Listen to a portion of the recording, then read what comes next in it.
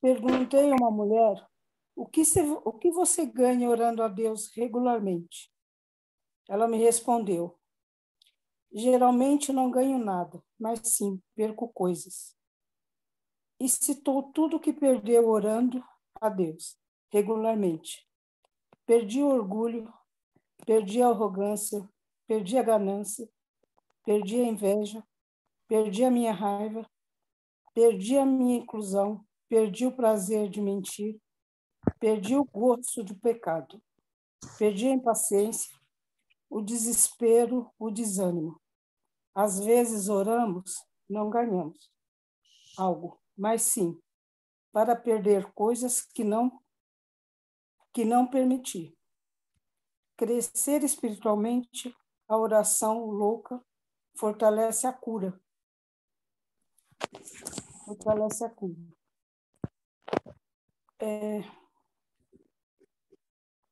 Fortalece a cura. Comente a oração. É o canal que nos conduz diretamente com Deus. Sempre orando. É isso. Bonito.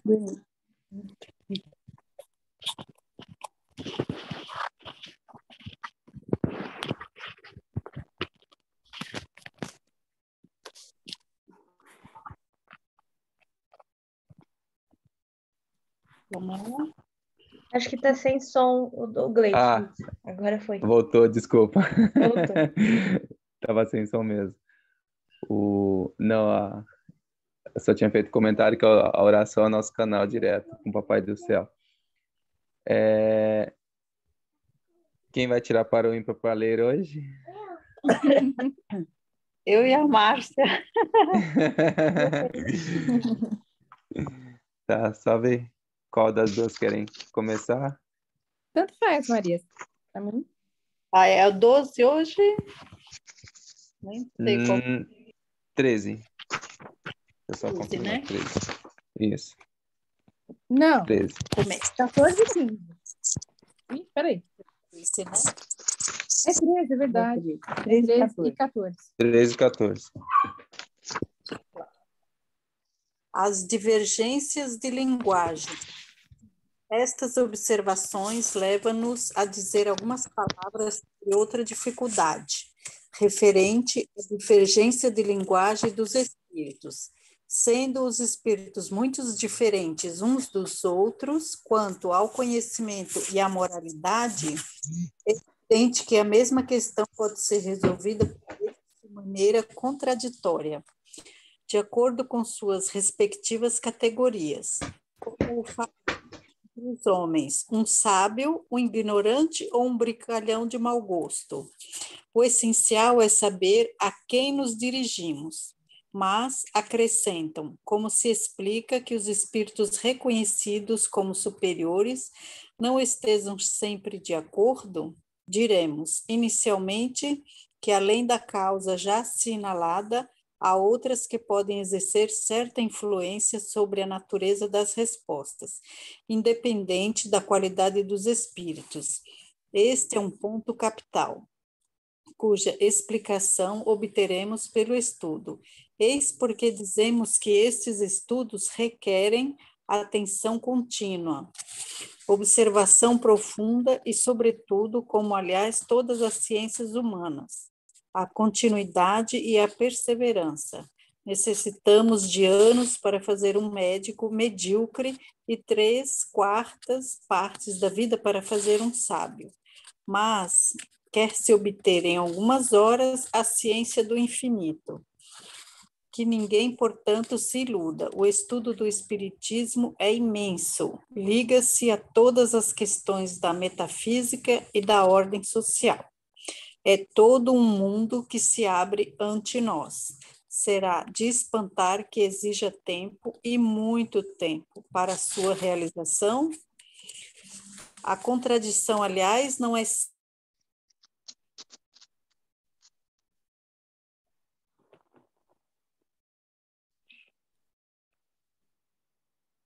A Maria travou. Maria? Acho que travou Sempre tão dela. real quanto pode parecer, mesmo assim, ponto de vista. Embora a ideia fundamental seja sempre a mesma, que se conte, se possível, o número de definições dadas sobre a gramática. Acrescentemos que a forma da resposta depende quase sempre da forma da pergunta. Seria pueril, portanto, ver-se uma contradição onde geralmente não existe mais do que uma diferença de palavras. Os espíritos superiores não se preocupam absolutamente com a forma. Para eles, a essência do pensamento é tudo. Tomemos, por exemplo, a definição de alma. Não tendo esta palavra uma definição única, os espíritos podem, como nós, divergir na sua aplicação. Um poderá dizer que ela é o princípio da vida, outro chamá-la de centelha anímica, um terceiro que ela é interna, um quarto que é externa e etc. E todos terão razão segundo seus pontos de vista. Poderíamos mesmo acreditar que alguns deles professem teorias materialistas e, no entanto, não ser assim. O mesmo acontece com relação a Deus. Será ele princípio de todas as coisas, o criador do universo, a inteligência suprema, o infinito, o grande espírito, etc, etc, mas, em definitivo, será sempre Deus. Citemos ainda a classificação dos espíritos. Formam eles uma série ininterrupta do mais baixo ao mais alto grau, e sua classificação é, portanto, arbitrária. Um poderá estabelecê-la em 3 classes, outro em 5, 10 ou 20, à vontade, sem por isso estar em erro. Todas as ciências humanas oferecem o mesmo exemplo. Cada sábio tem o seu sistema. Os sistemas variam, mas a ciência é sempre a mesma. Quer se aprenda botânica pelo sistema de Linneu, de Jussieu ou de Tournefort, não se saberá menos botânica. Deixemos, portanto, de dar às coisas puramente convencionais mais importância do que merecem, para nos atermos ao que é verdadeiramente sério, e não raro a reflexão nos fará descobrir, naquilo que parece mais disparatado, similitude que nos escapara ao primeiro exame. Gente, é difícil explicar.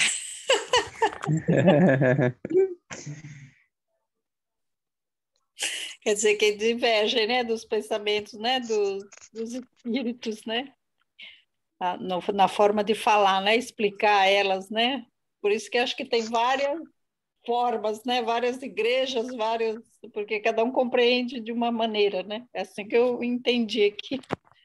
Exatamente. É só a gente pensar em essa linguagem diferente, pensar em porta, né? Porta em português, porta em inglês. A língua é diferente, né? A forma de falar é diferente, mas tá falando da mesma coisa. E essa diferença em linguagem ajuda, porque quem ouve, quem aprende, tem uma sensibilidade diferente. Então, a forma de falar, a forma de explicar, a forma de mostrar, ela também é diferente. Mas a essência, o que está se explicando é a mesma, é sobre a mesma coisa, né? Então, uma linguagem diferente, uma postura diferente, uma mostragem diferente, né? A mesma coisa da definição de Deus, quando a gente vai explicar Deus, tem vários jeitos de tentar explicar, várias formas de tentar explicar e várias religiões tentando explicar, mas ao fim é o quê? É uma coisa única, né? É Deus, né? Foge da compreensão, foge da compreensão, né? Usamos linguagem diferente para tentar explicar da mesma sobre a mesma coisa, né?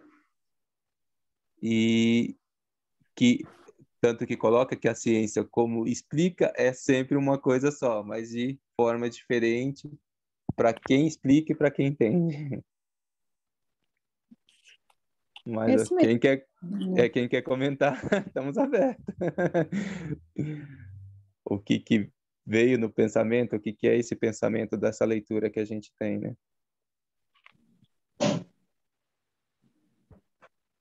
Eu acho que não importa as formas, todos os caminhos levam à verdade, né? Não importa os caminhos, né? Todos eles vão levar à mesma verdade. E essa verdade, a própria ciência nos ajuda, né?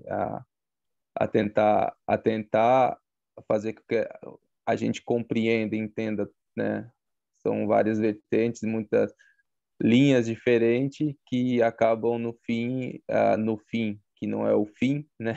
A gente sabe que tem tudo, tem o fim, vai levando ao mesmo objetivo, né? A mesma explicação, a mostrar as coisas como são. É verdade. Uhum. Alguém mais quer acrescentar alguma coisa para nós? Do que pensou? Senão, a Márcia continua lendo. Então, eu vou continuar. A lição 14, tá? Do Livro dos Espíritos. Passaríamos ligeiramente sobre a objeção de certos céticos a respeito das falhas de ortografia cometida por alguns espíritos, se elas não devessem dar lugar a uma observação essencial. Sua ortografia, é preciso dizê-lo, não é sempre irrepreensível, mas é preciso ser bem curto de razão para fazê-lo objeto de uma crítica séria. Dizendo que uma vez que os espíritos sabem de tudo, eles devem saber ortografia. Poderíamos lhe opor os numerosos pecados desses gênios cometidos por mais de um sábio da terra, o que não lhes tira o mérito. Mas há neste fato uma questão mais séria. Para os espíritos, e sobretudo para os espíritos superiores, a ideia é tudo, a forma não é nada. Livres da matéria, sua linguagem entre eles é rápida como os pensamentos. Uma vez que é o pensamento que se comunica sem intermediário, eles devem, pois, se encontrarem desacomodados quando são obrigados para se comunicar conosco, a se servir das formas longas e embaraçosas da nossa linguagem humana, e, sobretudo, da insuficiência e da imperfeição dessa linguagem, para exprimir todas as ideias, o que eles mesmos dizem. Também é curioso ver os meios que eles empregam frequentemente para atenuar esses inconvenientes. Seria o mesmo conosco se tivéssemos que nos exprimir numa língua mais extensa em suas palavras e em suas expressões, e mais pobre nessas expressões do que naquelas que estamos usando. É embaraçoso que experimenta o homem de gênio se impacientando, com a lentidão de sua pena que está sempre aquém do seu pensamento. Concebe-se depois disso que os espíritos liguem pouca importância à puerilidade da ortografia, quando se trata, sobretudo, de um ensino grave e sério. Já todas as línguas as compreende-as todas. Não é preciso concluir-se disso, todavia, que a correção convencional da linguagem lhe seja conhecida. Eles a observam quando isso é necessário. É assim que, por exemplo, a poesia ditada por eles desafia frequentemente a crítica do mais meticuloso purista, e isso apesar da ignorância do médium. Eu acho que falou um pouquinho mais do mesmo, né? Sobre os erros de ortografia, que a dificuldade que alguns espíritos superiores têm de falar certos assuntos para nós, que para eles existem outros tipos de linguagem e para nós nem existe aquele termo, né? Que seja respectivo para eles. Então, eles têm que usar de outras maneiras para explicar alguma situação, porque a linguagem deles é muito mais apurada que a nossa, né? Então, a nossa é mais simples. Às vezes, a gente pode também se depara com pessoas assim, você vai explicar alguma coisa para uma pessoa que é leiga num assunto técnico, de um assunto que você entende mais que ela, e você tem que usar palavras mais simples para que ela possa entender, né? Aquela situação. Geralmente, quando a gente vai no médico, o médico começa a falar muito termos técnicos para a gente, que para ele é óbvio, para nós, a gente nunca nem ouviu falar. Então, se ele não se adequar à nossa linguagem, ele não vai conseguir passar, né, o conhecimento do que está acontecendo. É assim que eu entendi que os espíritos têm essa dificuldade, né, de encaixar o jeito deles falarem com o nosso entendimento.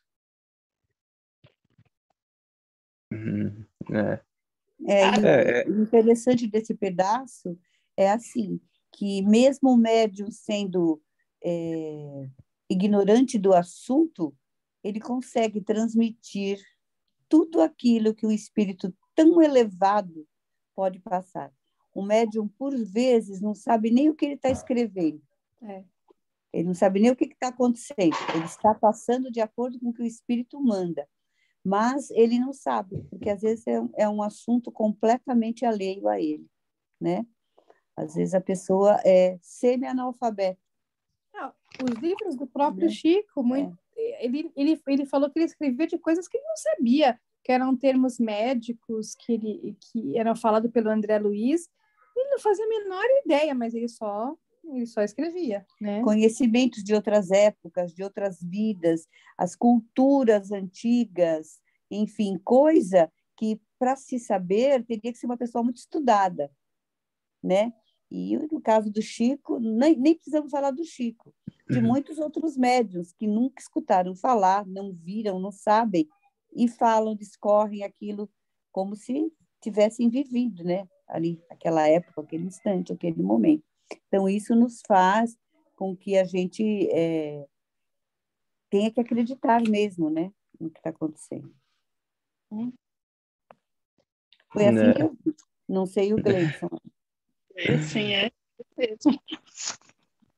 É muito esse de escrever, né? Esse registro é necessário, né? Porque assim os espíritos eles já se comunicam por pensamento, já tem essa visão de passado, né? E essa escrita, né? É um registro que se precisa para nós, né? E até a gente pegar livros, né? Ou o médium escreveu, não coloca uma comunicação e não entende. Muitas vezes a gente também não entende, quando a gente lê algum livro, a gente lê a segunda vez e entende diferente, porque a gente está com um outro entendimento, uma outra visão, mas a gente precisa daquele registro, né? Para a gente recorrer, buscar, e aí o espírito, né? Passa, muitas vezes a gente fala nessa, a gente não entendeu porque o pensamento de fazer já está tão ali no nível elevado, fazendo, e aí depois tem que tentar explicar para a gente, olha, vocês têm que deixar registrado para criar entre linhas, tem ali segredos para a gente criar curiosidade de tentar entender e tentar compreender para, né, cada vez que tem essa linguagem, esse registro, né, esse pensamento de buscar porque com o espírito elevado já é fazer o que a gente ainda não sabe fazer, já está tão automático, mas como que é que eu explico aquilo que eu faço automaticamente, né? E aí essa também tem que, né, muda a linguagem, para a gente às vezes é coisa que a gente não entende, e aí a gente tem que buscar nas entrelinhas e tentar entender com a pouca compreensão às vezes que a gente tem de uma mensagem, de um livro que foi, né, psicografado, que é uma linguagem que talvez nós ainda não estamos acostumados, aí por isso que essa esse não entendimento. E necessário, né, um registro para a gente sempre recorrer, buscar e ir aprimorando. Alguém quer completar? Tem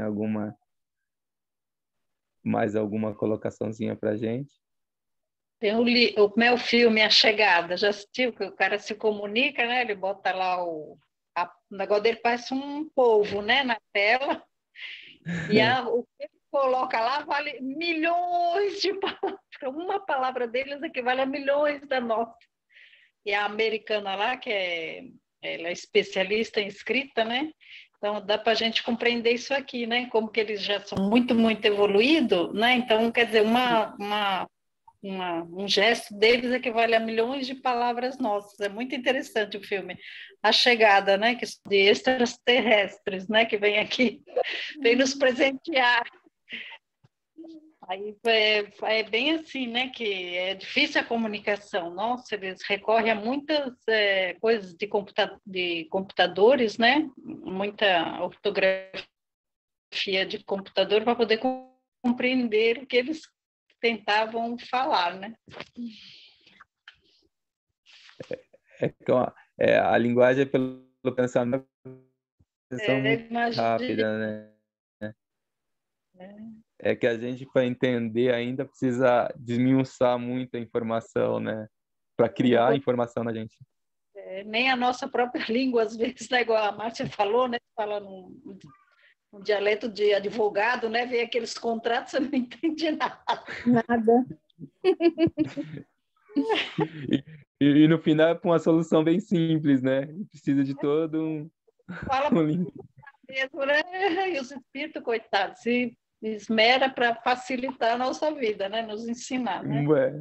Nos ajudar, exatamente.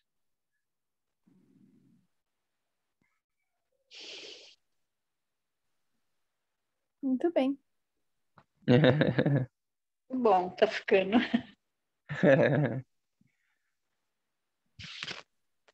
Alguém quer dividir, colocar mais alguma coisinha, o que pensa, o que pensou da nossa leitura?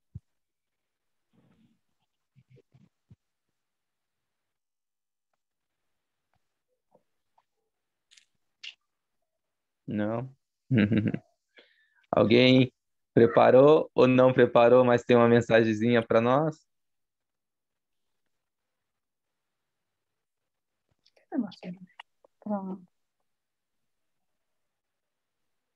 É melhor você encerrar, então, fazendo a prece, Gleidson, não vai ter. Alguém quer fazer a prece? Não. Pode abrir os microfones, tá?